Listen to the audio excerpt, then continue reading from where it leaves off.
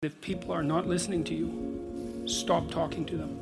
And that is the best piece of advice that I can give you. And what happens is that if you stop talking to people who aren't listening to you and start watching them instead, they will tell you what they're up to.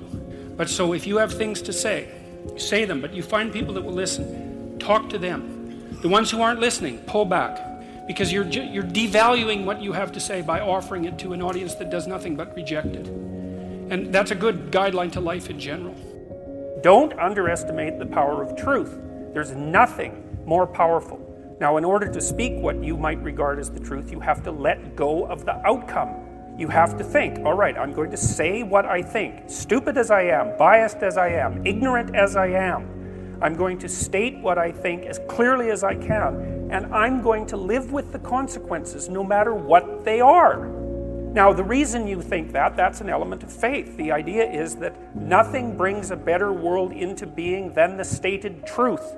Now, you might have to pay a price for that, but that's fine. You're going to pay a price for every bloody thing you do and everything you don't do. You don't get to choose to not pay a price. You get to choose which poison you're going to take. That's it. So if you're going to stand up for something, stand up for your truth. It'll shape you because people will respond and object and tell you why you're a fool and a biased moron and why you're ignorant. And then if you listen to them, you'll be just that much less like that the next time you say something. And if you do that for 5 years, you'll be so damn tough and articulate and able to communicate and withstand pressure that you won't even recognize yourself. And then you'll be a force to contend with. It is not safe to speak, and it never will be. But the thing you got to keep in mind is that it's even less safe not to speak, right? It's a balance of risks. It's like you want to pay the price for being who you are and stating your mode of being in the world, or do you want to pay the price for being a bloody serf, one that's enslaved him or herself? Well, that's a major price, man. That thing unfolds over decades, and you'll just be a miserable worm at the end of about 20 years of that, right? No self-respect, no power, no ability to voice your opinions, nothing left but resentment because everyone's against you, because of course you've never stood up for yourself. It's like, say what you think carefully, pay attention to your words. The price it's a price you want to pay if you are willing to believe that truth is the cornerstone of society. And in the most real sense, if you're willing to take that leap, then tell the truth and see what happens. And nothing better could possibly happen to you. There'll be ups and downs, and there'll be pushback, and there'll be controversy and all of that, but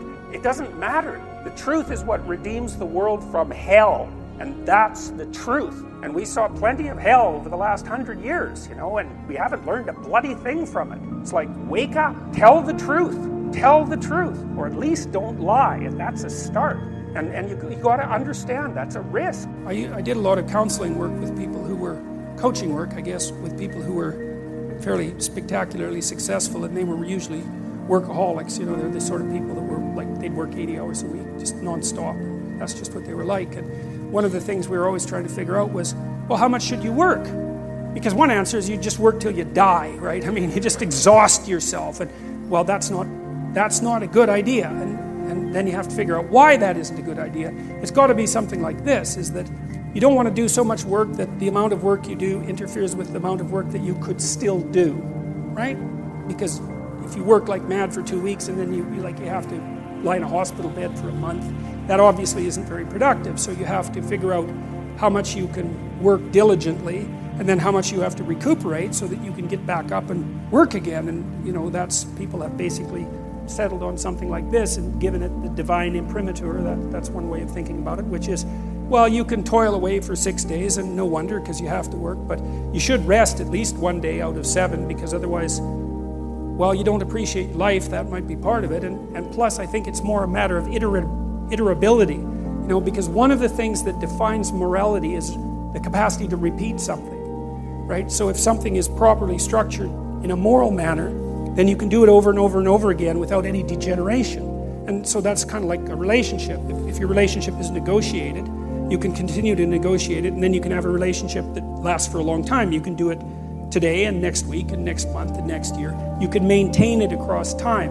And this, I would say, is the wisdom that's been garnered over God only knows what period of time. That's a good thing for modern people to know, because we seem to be, even though, we're very wealthy by historical standards, our capacity to relax isn't exactly what it could be, and I think that's really hard on people. What Panksepp observed, and I think this is a brilliant piece of science, is that, first of all, juvenile male rats in particular like to rough and tumble play. They like to wrestle. And they actually pin each other just like little kids do, or like adult wrestlers do. They pin their shoulders down, and that basically means you win. And so, okay, so that's pretty cool. But what's even cooler, I think, well, there's three things. One is the rats will work for an opportunity to get into an arena where they know that play might occur. And so that's one of the scientific ways of testing an animal's motivation, right? So imagine you have a starving rat and it knows that it's got food down the end of a corridor. You can put a little spring on its tail and measure how hard it pulls, and that gives you an indication of its motivational force. Now, imagine the starving rat that's trying to get to some food, and you have a little spring on his tail, and you waft in some cat odor. So now that rat is starving and wants to get out of there. He's going to try to pull even farther towards the food. So getting away plus getting forward are separate motivational systems, and if you can add them together, it's real potent. And part of the reason why in the future authoring exercise that you guys are going to do as the class progresses, you're asked to outline the place you'd like to end up, which is your desired future, and also the place that you could end up if you let everything fall apart, is so that you're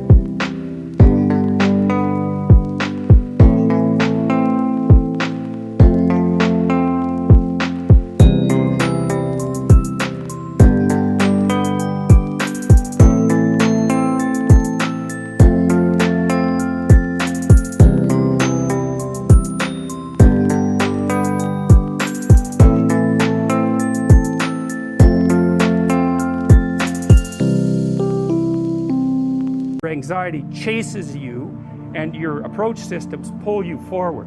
You're maximally motivated then. And it's important because otherwise you can be afraid of pursuing the things that you want to pursue, right? And that's very common. And so then the fear inhibits you as the promise pulls you forward, but it makes you weak because you're afraid. You want to get your fear behind you, pushing you.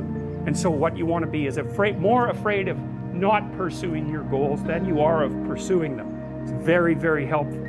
And lots of times in life, and this is something really worth knowing, you know, and this is one of the advantages to being an autonomous adult, is you don't get to pick the best thing. You get to pick your poison. You have two bad choices, and you get to pick which one you're willing to suffer through. And every choice has a bit of that element in it. And so if you know that, it's really freeing, because otherwise you torture yourself by thinking, well, maybe there's a good solution to this.